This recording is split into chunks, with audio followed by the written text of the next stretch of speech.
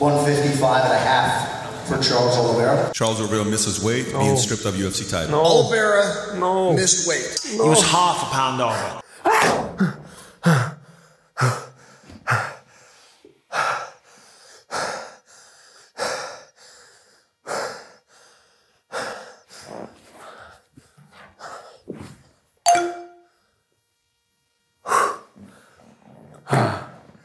It's not true. Good, good. Whew. I'm sorry, Hasbullah. I'm sorry, brother. Sorry, brother. Hello and welcome to Bloodsport MMA.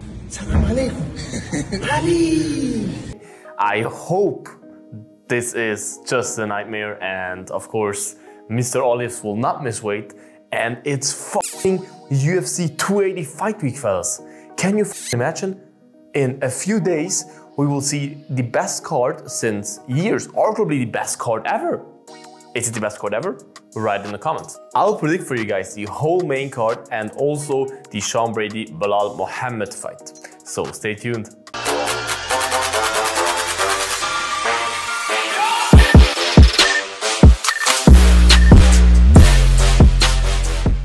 Let's start off with the Sean Brady Belal Mohammed fight, which is the main event of the prelims. Well, in this fight, you have to see that both are kind of similar in the way how they fight. I don't want to discredit Sean Brady here because with all due love to Belal Mohammed, I met him in UFC London. He's such a humble and nice guy, but I have to say he's not the most entertaining fighter. He probably knows that himself. Sean Brady on the other side makes grappling feel exciting. He's also very active. He goes in CFFC, competes there against the best grapplers in the world. Yeah, one of the best grapplers in the world and stuff. He is a fan favorite. Belal Mohammed, on the other side, is the most hated fighter probably right now in the welterweight division. But both are greatly skilled. Both great grapplers slash wrestlers. Now the thing is, Belal trains with Khabib and his camp right now, which definitely favors him in my opinion, because I don't think there's a better camp to train at if you try to out-wrestle somebody, which Belal will try to do. Belal will not try to stand and bang with Brady, because in my opinion, Brady got the better hands. And I just believe Brady is also one step ahead, especially if it comes to the power, even though Belal is also a big dude, in the grappling. And I just believe Brady will be able to take him down, control him there, and if he gets taken down, to get up, to scramble. I mean, you saw it in Fury Grappling Championship, whatever it's called. You saw he has a great ground game from his back. Not only from the top, also from his back. So I believe he will just have the upper hand against Belal everywhere. A little slightly bit. I don't think he will submit him or TKO him, which is possible, but I don't think so. I think I go with Brady by decision there. Then we have the opener for the main card, which is Fiorot taking on Chookagian. I think Katlyn Chookagian. Katlyn Chookagian, I don't know why she always wins, but she wins. If I look at her, I don't see anything that impresses me or anything. I sometimes ask me, how do you even win? And Fiorot is just a beast. That's also her nickname, which is a kind of a cheap nickname to be honest, but let's not talk about that. She's really a beast. She is a monster. She has power. She has beautiful Muay Thai, which I love, and I believe that will give her the win. And I believe she can get her out of there, because Fiorot won most of the fights by KO/TKO before the last two fights that she won by decision. And Chookagian, or Chookagian, however you want to call her, lost by KO before. And I highly believe that she is nowhere close in the striking to Fiorot, and that she will get caught with a nice left hook, or maybe Mystic Blood, left hook to right high kick. We'll see. And I think she does that in round 2. Then we have Dariush versus Gamrot. First, I was leaning towards Dariush. First, I was like, I don't know, he was just always like Oliveira, the underdog, but he always won. He's on a very high win streak. I just saw him winning, but then I thought about, okay, look, Gamrot how good is he really? I mean, the way he finished Stevens, the smart approach he had against Stevens. Okay, in my opinion, Tsarukyan won that last fight, but still Tsarukyan, in my opinion, is also a champ, a future champ, that I also believe he beats Islam in the rematch. And he really showed he can scramble there. He really showed he has a great ground game. And in the stand-up, we know he has power. Beneil is a very well-rounded fighter, but he's also on a... Like, his last win was against Tony Ferguson in 2020? 21? No, 20, I think. I can't remember it. But some time ago, he had surgery between that and a long layoff while Mateusz Gamrot was active, was fighting top of the top guys. Beneil's resume is good, but if you look at the names he has, it's crazy to have a 9-5 win streak in lightweight division, but the names are not like, it's not Charles Oliveira names. It's not like the resume of Charles Oliveira. You don't feel like, oh my God. It's like, yeah, it's good. And I believe Beneil has all the tools to win the fight, definitely. But I just believe Gamrot can take him out. I have the feeling that Gamrot will KO him. I have the feeling in my gut, and I just stick to the feeling. I kind of root for Beneil because I really like Beneil. But my prediction is Gamrot by, I'll say, 3rd round KO. I think in the 3rd round, after they had some great scrambles, he will manage to catch him while they're both tired, and yeah. Then we have a crazy fight. Sugar Sean O'Malley taking on Piatarion. And first, when they announced that fight, I was like, why do they do that to Sugar? Like, because I always said Piatarion is the best bantamweight of all time, skill for skill. I believe he has the tools to beat anybody on this planet in this division, and I still stick to that. He has the tools to beat Sean O'Malley 100%. But then, as time passed and we came close to the fight, I saw some analytics and watched a lot of Sugar's videos and podcasts, and I was like, he kind of has a point. I kind of believe Sugar can win that fight. I kind of see a path to victory for Sugar. It's the perfect fight for the perfect event for him to fight Piatarion, because it's 3 rounds. Piatarion is a much better beast, or much crazier beast in 5 rounds. Piatarion is kind of a slow starter, and Sugar is a fast starter. If Sugar can get the first 2 rounds and survive the 3rd round, he'll win the fight. You know what I mean? And it's really possible. Sugar has such a huge reach advantage against Piatarion, and Sugar knows how to use it. I mean, Sandhagen also had a big reach advantage against Piotr, but Piotr did a great job of closing distance and getting into Sandhagen, and Sandhagen kind of let him also. But in the 1st round, Sandhagen won the 1st round, and then Sandhagen, I don't know, kind of started to let Piotr inside his range, and that's why where you don't want him to be. 2 great boxers, Sean O'Malley and Piatarion, for me the 2 best boxers in the bantamweight division right now. And it will be a crazy fight. I am curious to see if Piotr wants to take it to the ground, because I believe Sean O'Malley's ground game is underrated, and Piotr's ground game is kind of overrated. Piotr is good on the ground, but he's not an Aljamain Sterling. And I can't see. I just love juicy picks. I like both of them really. I'm a little bit more of a Sugar fan. I'm a really big Sugar fan, but I also really like Piatarion. I really like him, especially since he started talking English. But I could see Sugar out-jabbing Piotr and keeping him distance.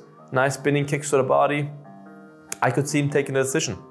Hey, I could even see him KO Piotr. I could see that fight could go any way. Piotr could KO, sub, or decision Sugar. Sugar can KO, sub, or decision Piotr. But I go with, should I do a juicy pick? Juicy pick? Fuck it, I do a juicy pick. I say Sugar Sean O'Malley, 2nd round TKO. He just gives him so much volume, and I don't know, knocks him down, and then follows up with Sugar has great ground and pound, follows up with some crazy ground and pound shots, and the ref stops the fight. I don't see Piotr being out on a stretcher, but I see him being stopped by the referee. So go with the juicy pick there. And then in the co-main we have Gochemlin, Aljamain Sterling taking on TJ Dillashaw, or whatever you want to name him. There's 1,000 names for him. TJ Dillashaw, yeah, people forget how good he was. That's what I always hear. People forget how good TJ Dillashaw was. Yeah, guess when? When he last fought Cody Garbrandt, 2018? More than 4 years ago? Yeah, then. Then he got KO'd by Fiorot. Then he got tested positive, had a 2-year layoff, fought Sandhagen, lost that fight in my opinion, but it was a close one. Didn't look bad, looked good, but you saw he's not the same anymore. You saw he's a little bit slower, you saw he's getting older, he's 37 right now, and he sliced his knee up again in the fight. After the fight he had a surgery, big surgery, and again a long layoff. Not that long layoff, but yeah. And whilst Aljamain is as healthy as ever since he has his neck fixed, he looked as good as ever against Piotr in the second fight, and I really don't see Dillashaw taking him out on the feet. I don't see him. He's the better wrestler in my opinion, but I don't see him out grapple him. I just don't see Dillashaw winning the fight. I got Aljamain Sterling by decision, unanimous. And then, guys, the main event. Are you hyped, bro? Are you fucking hyped, bro? I am so freaking hyped for the fight. I'm nervous, anxious. Every feeling in my gut that is possible, I have in my gut. Like, it's crazy. I'll be like that in front of the TV, like, okay, Charles Oliveira's walking out now. Really, this fight gives me so much energy. It's insane. People think I'm on coke now. Yeah, look, you have Charles Oliveira, who is a underrated striker. Great Muay Thai, honestly. Beautiful knees, teeps, everything. And you have Makhachev, who is an amazing wrestler, not the best striker. I think his striking is overrated a little bit. People call him a good striker, and I just don't see it, especially if I see him on the pads. I'm like, But he's a very well-rounded guy. And I say it, if Makhachev is on top of you, it's probably the hardest thing in the world to escape. Because he, same as Khabib had, has such a crazy top control, crazy balance and weight, how should I say that? Like, he knows where to put his weight and how to balance it out, as you just can't hip escape, can't do shit. And he knows how to stop a fight on the ground. He knows how to TKO you. He knows how to get you on your belly to choke you or to, yeah. But Charles Oliveira knows how to defend himself on the ground. Charles Oliveira knows how to have an active guard, not even letting him start to punch and get into his ground and pound rhythm. So I'm really curious to see, does the fight go to the ground? I think so. When does it go to the ground? I don't know. Will he shoot immediately? I have no clue. Will Charles Oliveira defend the takedown? There's so many what ifs in that fight. And nobody can tell me, I 100% know how this fight gonna play out. No, bro. You're predicting it, but you don't know it. Nobody knows in that fight what's going to happen because it's such an unknown thing. But I can't wait for it. I can't wait for it. And I just have a feeling that Makhachev is the better wrestler. Charles is the better jiu-jitsu artist. Charles is the better striker. The only path to victory for me for Makhachev is taking him to the ground and draw him out, ground and pound him until the ref steps in. That's possible. It's definitely possible.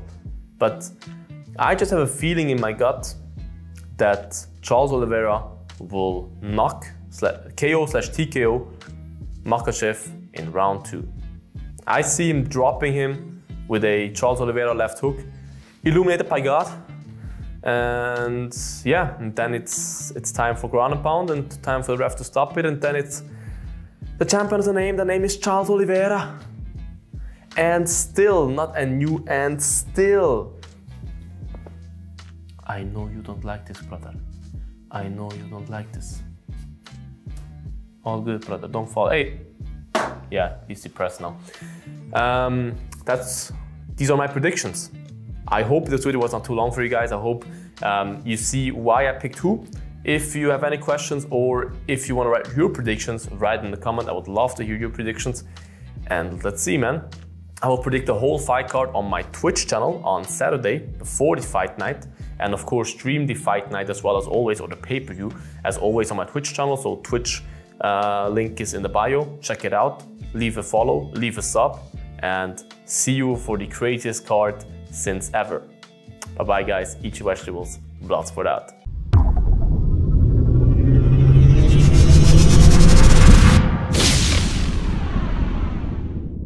Eat your vegetables.